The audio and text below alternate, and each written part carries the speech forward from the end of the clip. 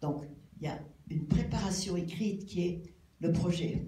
On veut rencontrer des gens dans plusieurs endroits de France. Par exemple, une formule claire, des gens qui n'ont aucun pouvoir. Très important pour nous. Et on va les écouter, on va les mettre en valeur. Deuxième position, les mettre en valeur par l'écoute et la retransmission de ce qu'ils ont dit, et les mettre en valeur parce qu'avec les grandes images que fait JR, on va en faire des héros, même si c'est éphémère, même si c'est temporaire.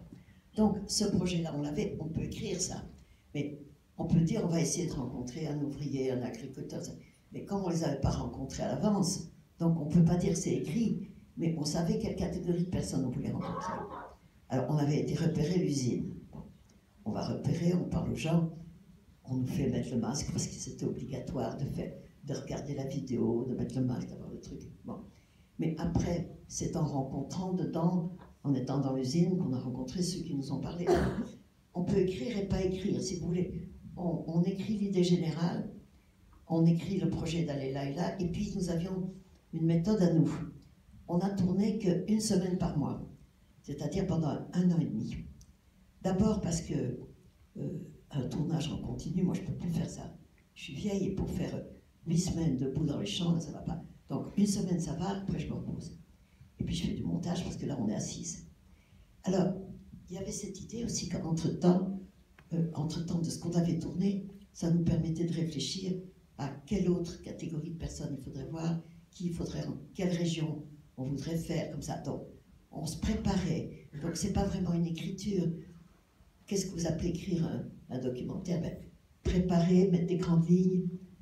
On voudrait rencontrer un agriculteur, mais on ne l'avait pas rencontré.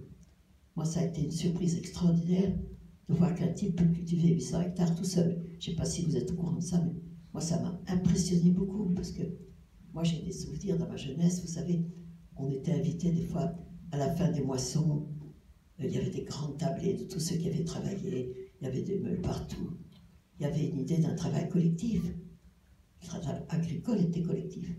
Et là, de penser que ce type parle à son ordinateur, accroche des trucs, il va faire tout seul, je pense que c'est un document intéressant. Donc, outre qu'on a aimé rencontrer ce monsieur, je pense qu'on vous propose une réflexion sur l'agriculture d'aujourd'hui.